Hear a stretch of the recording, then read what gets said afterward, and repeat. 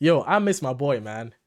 Ren is back again with another banger. Troubles, this one is called. I'm gonna take my time. I'm gonna try and do my best to listen to what Ren has got for us this time, man. This guy's a prophet. Like, let's go.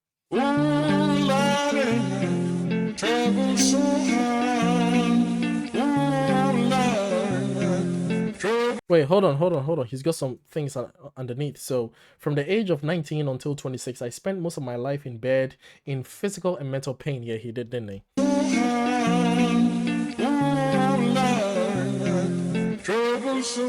I spent years bouncing because he had what was it, Lyme disease? Wasn't it?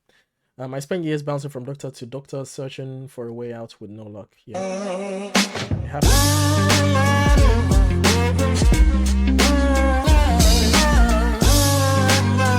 Oh wow.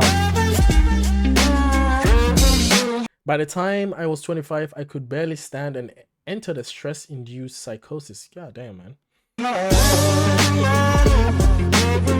Although I was convinced that, man, it's so hard to listen to the beat without reading whatever is going. You know what? Let me just read and then start playing the beat again because I need to read what he's writing. You know, like, although I was convinced I was going to die, I did climb out.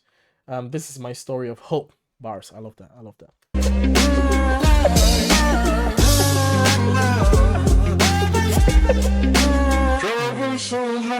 I don't reach into the past very much for these shards of shattered glass and harsh paper cuts. Leave me stop when I reach in, memories are seeped in. Hydrochloric acid, I go to war and get passive and freeze up. Music help the ice to thaw. Put the chisel in the middle, swing the hammer of Thor. Pull it out of the impossible, Excalibur sword. Etching notepads full of reasons why my feelings are sore. The first day that I got sick, ejected from the cockpit of living. 19, young teen, waking up bitter. Posters up, manhunt, Ren went missing. Hard to have faith when the gods don't listen. The first year, maybe, was the hardest. Waking in the body that was buried like a carcass. Brain in the lion's den, body in the shark pit. Waking up in pain again, aching, broken hearted. Persistent little blogger, I was bouncing from a doctor to a doctor to a doctor, like a table tennis game that has no end. So read the fate of Ren. Every single question answered with a question on the end. The second year I came to terms with giving up my... That's such a bar, bouncing from doctor to doctor, like a game of tennis, you know, without any end. And after every meeting at the end was a question. It wasn't really a conclusive statement. Like, there was always like, okay, what happens, you know? Where is he though? Is this in the UK? Because goddamn, where are these trains from? Every single question answered with a question on the end. The second year I came to terms with giving up my dreams. Mine was severed from the means to help me write these rhyme schemes. Brain was inflamed, the fatigue was crushing. Hard to remain sane with your brain combusting. And the third year was murder, living in a purgatory full of worry, wouldn't live to be 30. Lifestyle hurt me, always in my bed tomb. Rearranged the alphabet and all the letters spelled doom. Light hurt my eyes, popping pills to survive. Rearrange the alphabet and all the letters spelled doom. When you're 23 and mentally you steadily decline. 24 I was poor, disability benefits. What's the benefit of disability? It's irrelevant. 25 and the scars that were etched, they crack. Elastic bands only stretch so far and then snap. Deep in psychosis, hallucinations, troubled vision. Visits from the underworld were conjuring my superstition. 25 living back at home with my mom, but not because I'm a bum, alone and physically done. So thin, so frail, so weak I'd become. And my skin so pale, never kissed by the sun. One time I carved a hole in my chest just to feel. I wish that was a metaphor, the struggle was real. When you live in... Oh, one time I carved a hole in my chest just to feel. I wish that was a metaphor. Woo! God, yo. And I love how he reflects on going back to live with his mom because he was so weak, so frail, so thin, he couldn't actually do anything. And then now it's very ironic where he actually is not, even though he's not totally like healed completely or whatever. But you know, he's in a really much better place now where he's strong. Because I follow him on Instagram, I think. Yeah, I follow him on Instagram, and then sometimes I keep up to date with what he's up to, and he's very fit. Like, he's someone who goes to the gym and makes sure he keeps his body in really good, you know, strength levels, you know, and he's very fit now. So it's really amazing to see where he's come, how far he's come. And in the Holocaust you buckle and kneel. There's relief in the teeth of the kiss of cold steel. Let me take it back. I missed that Holocaust point there. In the Holocaust, you buckle and kneel. There's relief in the teeth of the kiss of cold steel. Facts. 26, I'm highly medicated and the pain sophisticated while I'm lying broken naked on my back. I bore my microphone until my coffin started dropping raw thoughts with the Grim Reaper knocking on the track. But then, man, lo and behold, I heard an Grim Reaper knocking on the track. Oh, he brought his microphone whilst he was coughing on it. And whilst he was trying to, you know, bust out some melodies or some music, Grim Reaper was on the door knocking. But oh my goodness, bro, I can just picture all of that. It's just crazy. Angel beckon on this treacherous road was a stem cell doctor with a generous glow. In the cell transplant pulled me out of the cold, and my skin got younger and my body got stronger, and my stomach felt hunger for a door that was closed, and my soul heard music for the first time. Beauty was a word I'd use for this gift of gold. Oh Lord, I forgive you. Lord, I forgive you. Lord, I forgive you. Make me whole. This music I give you. Pain that I live through. Everything I've been through is yours to hold.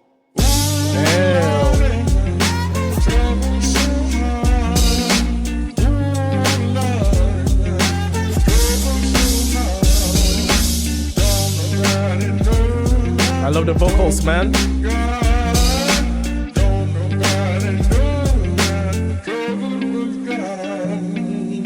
You know what this reminds me of? This reminds me of Kanye West song. Nah, nah, nah, nah, what's it like in my money, right? Oh, that's what this song reminds me of. It's just the tune, the vocals, and just the relaxed bars that he's just throwing in, you know? It just reminds me of Kanye West's track, that song. It's just so good, bro.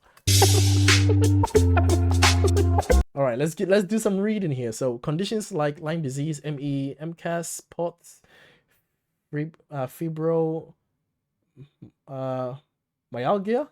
fibromyalgia, is that's how you say it, right?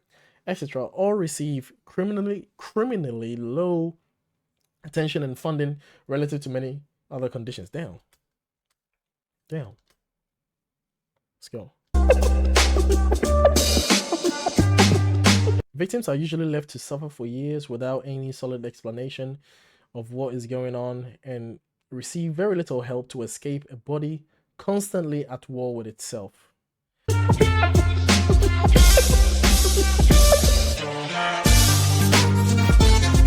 This can make you feel like giving up, and many times I came close, but I'm so happy I didn't, because life is beautiful now. I promise you. I promise yours can be too. That's the thing, man. It's like a lot of people struggle with this. A lot of people don't win this war. You know, a lot of people lose to this pain, and sometimes someone's life can drastically reduce. Someone's quality of life can drastically reduce so bad, so poorly, that it's actually would be better not to be alive. Like it just gets to that level where it's just like, oh man.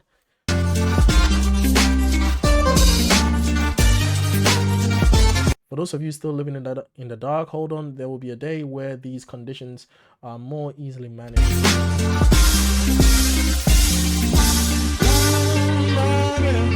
Until that day, keep pushing for more exposure, more compassion, more understanding.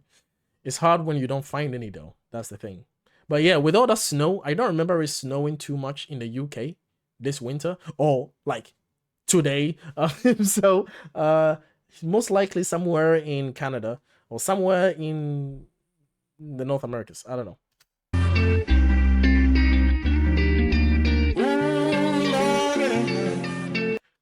We all deserve to live. We all deserve a life free of suffering, where we can find moments of real beauty and peace, even when things seem hopeless. I promise this is still possible. Preach, man. Man, I told you this guy's a prophet, man. Man, shout out to Ren, bro. Bars, and some nice introspection that he went through. That I love it. I love it. It's a really tough situation that he's been through, and a lot of people go through this every day. Like illnesses, chronic pain, all of these things. It just makes you like, oh, you know, like, and I think I raised this point when I was watching one of the TV shows, Dexter, on Patreon. I do watch Dexter on Patreon. And there was one of the episodes, or like 2 episodes that someone was like in drastic pain, and I was discussing the whole idea about living a life of suffering, where like your dignity as a human being has been so reduced to the level where you can't even take a shit if you like by your own inkling. You can't just willfully take a shit. Like you've lost control of that, and you can't even clean yourself. Like at that level, it's just like, oh man, like I don't know what the answer is, and sometimes people's lives are so, the quality of life is so much reduced that sometimes it's just like it's actually the honorable thing for them to no longer be around. That is not to say that that is the right thing to do. I don't have the answer. I don't know what the answer is. I don't have the solution to it. I don't know what the answer is, At the same time, I don't think, people going through pain constantly without any control is also a good thing. I don't think that either. So it's like, I guess everyone gets to decide what happens at that time for themselves. It is not for me to say what they get to do, because I am not in their shoes, and I cannot possibly imagine what kind of suffering they're going through at that time. I can't, So who am I to tell them what is right to do at that time when they are the ones that's going through the pain? I don't know what the answer is. Only the people going through that pain would know, like, it's mad. But yeah, anyway, kudos to anyone that has a family that's going through that, man. It's so unfair and so not right. Life is beautiful, definitely, but it is much more beautiful without unnecessary suffering. I think everyone goes through suffering at some point, but there is a difference in suffering. There's a difference in not finding your keys, and then chronic pain. Like there is that. There is chronic pain, and then there's failing your exams. Like, it's like, okay, like, yeah, I mean, we all suffer at some level, but it's like there is suffering, and then there is unnecessary suffering, and I would rather live in a world without unnecessary suffering. That would be great, Yeah, anyway. Yeah, this is what we're stuck with. So let's try to make it as better as we can, and spread hope and positivity like our prophet Ren over here. World of wants and needs, I'm counting every dime, trying to make ends meet in this uphill climb. Bills piling high like a mountain so steep. Sometimes it feels like I'm drowning in debt so deep. No fancy cars, no lavish trips so far. Just scrapping by reaching for that distant star. Every day's a struggle, every night's a fight. In a world of dreams, I'm searching for the light. I'm just a working soul, kid out for the finer things. In this life of mine, everyday hardships are brains. But I'll keep my hope alive with the love that's true. Though I can't afford it all, I've got enough with you. Wages don't keep up as prices always rise. In this economic maze, it's a harsh surprise. Dreams on hold and no fancy cuisine. Sometimes it feels like I'm stuck in between. No designer labels, no luxurious retreats. Just hustling hard to make ends meet. Every sacrifice, every dollar earned. In a world of desires, my dreams are adjourned. I'm just a working soul, can't afford the finer things.